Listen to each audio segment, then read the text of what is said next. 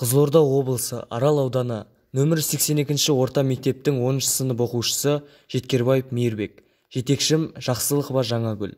Жобамның негізгі тақырыбы Speak Editor мобильді қосымшасында веб-дизайн, веб-программалау жобасын құру.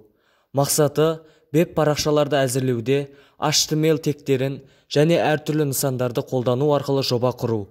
Негізгі компоненттерді пайдаланып, мобильді қосымшаның интерфейсін жасау.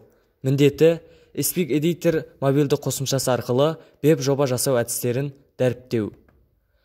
Speak Editor мобильді қосымшасының мүмкіндіктері: кез келген интернетсіз браузермен ашып көруге болады, HTML парағы арқылы құруға болады, SVG кескінде кез келген анимацияны орындауға болады, құрылған веб-парақты қайта өзгертіп, сақтауға және браузерде орындалған нысанды екі рет шерту арқылы кодын өзгертуге және қайта көруге болады.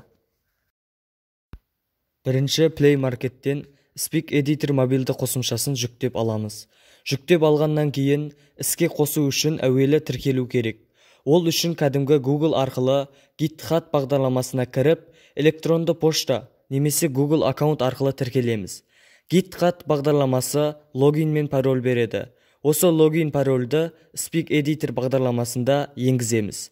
Енгізілген логин пароль арқылы Speak Editor бағдарламасында HTML веб парағын жасауға болады. HTML веб парағы кәдімгі веб жоба жасауға арналған мобильді түрі. Жасалған бірнеше жобалар бар. Сол жобалардың бірі Қазақстан туы.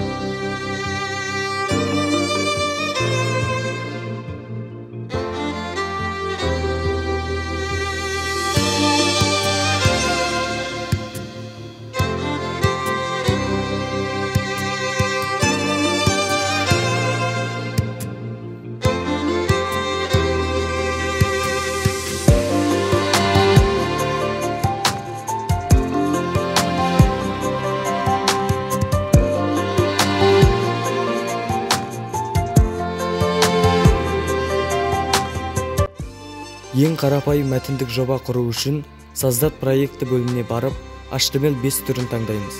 Ашқаннан кейін жоба тақырыбын енгіземіз. Индекс HTML бөлімі бағдарламаның басы мен аяғын өзі береді. Ортасында бөлігін жобаға қарай өзіміз енгіземіз.